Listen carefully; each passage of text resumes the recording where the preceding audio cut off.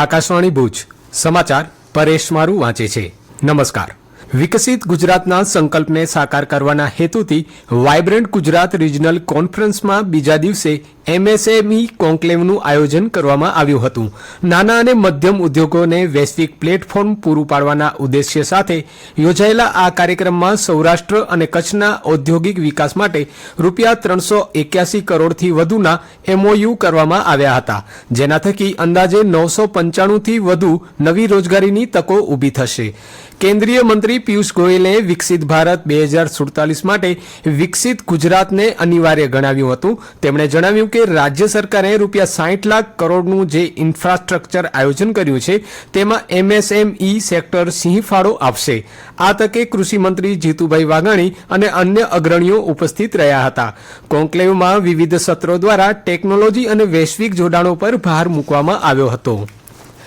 ક્રાંતિગુરુ શ્યામજી કૃષ્ણ વર્મા કચ્છ યુનિવર્સિટીના જીઓ સાયન્સ વિભાગ દ્વારા એમએસસી અને પીએચડીના વિદ્યાર્થીઓ માટે વાર્ષિક જીઓલોજીકલ ફિલ્ડ વર્ક શરૂ કરવામાં આવ્યું છે। કચ્છની અનન્ય જીઓલોજીકલ વિવિધતાનો અભ્યાસ કરવા નાગપુર અને કુમાઉ યુનિવર્સિટીના 50થી વધુ વિદ્યાર્થીઓ પણ આ પ્રવાસમાં જોડાયા છે। ડોક્ટર ગૌરવ ચૌહાણે વિદ્યાર્થીઓને કચ્છના ભૂસ્તર શાસ્ત્ર અને મ્યુઝિયમ વિશે વિસ્તૃત સમજ આપી હતી। ડોક્ટર સુભાષ જાડેજાના માર્ગદર્શન હેઠળ વિદ્યાર્થીઓ જળકૃત પથ્થરો, ફોસિલ્સ, માઇનિંગ અને ભૂકંપ વિજ્ઞાન જેવા વિષયો પર પ્રેક્ટિકલ જ્ઞાન મેળવશે।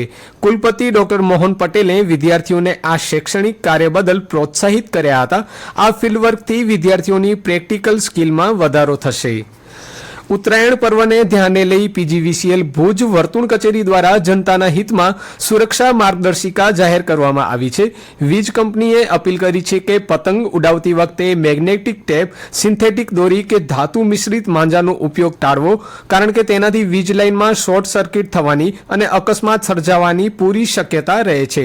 વીજ થાંભલા કે તારમાં ફસાયેલ પતંગ કાઢવા માટે લોખંડના સળિયા કે લાકડીનો પ્રયોગ ન કરવો, તેમજ બાળકોને તૂટેલા તારથી દૂર રાખવા। આવી પ્રવૃત્તિથી વીજ ઉપકરણો બળી જવાની કે અંધારપટ છવાઈ જવાની ભીતિ રહે છે। કોઈ પણ વીજ ફરિયાદ કે અકસ્માત સમયે નાગરિકો ટોલ ફ્રી નંબર 1800-233-155-333 અથવા 19122 પર સંપર્ક કરી શકે છે।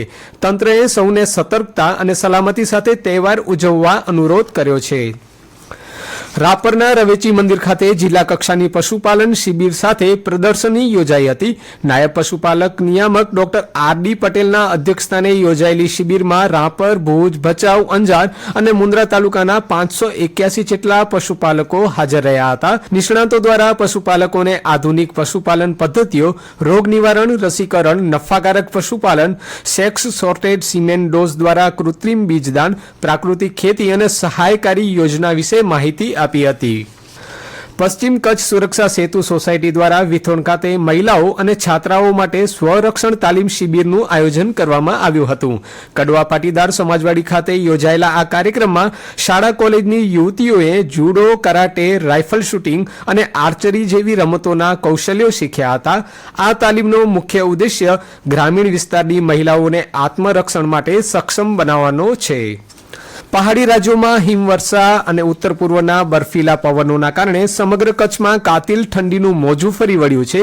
આજે 6 ડિગ્રી લઘુત્તમ તાપમાન સાથે નલિયા રાજ્યના સૌથી ઠંડા મથકોની યાદીમાં પ્રથમ ક્રમાંકે રહ્યું હતું। જિલ્લા મથક ભુજમાં લઘુત્તમ તાપમાન 9 ડિગ્રી અને કંડલામાં 12 ડિગ્રી તાપમાન નોંધાયું છે। ગઈકાલે અબડાસાના મુખ્ય મથક નલિયામાં સિઝનનો સૌથી નીચું તાપમાન 3.8 ડિગ્રી નોંધાયું હતું। ઠંડીના આ પ્રકોપના કારણે જનજીવન અસ્તવ્યસ્ત બન્યું છે। લોકો દિવસના પણ તાપણાનો સહારો લેવા મજબૂર બન્યા છે। હવામાન વિભાગે આગામી 24 કલાક દરમિયાન તાપમાનમાં 2 થી 3 ડિગ્રીનો વધારો થવાની સંભાવના વ્યક્ત કરી છે અને ત્યાર પછી લઘુત્તમ તાપમાનમાં 2 ડિગ્રી જેટલો ઘટાડો થશે। Border range IG Chirag Kordia અને પૂર્વ કચ્છ પોલીસ વડા સાગર બાગમારના માર્ગદર્શન હેઠળ ગાગોદર પોલીસ સ્ટેશન દ્વારા રાષ્ટ્રીય માર્ગ સલામતી માસની ઉજવણી કરવામાં આવી હતી। ગાગોદરની સરકારી હાઈસ્કૂલ ખાતે શીખ સે સુરક્ષા, ટેકનોલોજી સે પરિવર્તન થીમ પર આયોજિત આ કાર્યક્રમમાં પોલીસ સ્ટાફે ટ્રાફિક નિયમો અંગે માર્ગદર્શન આપ્યું હતું। આ પ્રસંગે ધોરણ 9 થી 12ના વિદ્યાર્થીઓ અને વાહન ચાલકોને ડ્રાઇવિંગ લાયસન્સ, ઓવર સ્પીડિંગ અને રોંગ સાઇડ ડ્રાઇવિંગ જેવા નિયમો વિશે વિસ્તૃત સમજણ આપી પેમ્પલેટ વિતરણ કરાયું હતું। અને આ સાથે સમાચાર બુલેટિન પૂરું થયું। નમસ્કાર।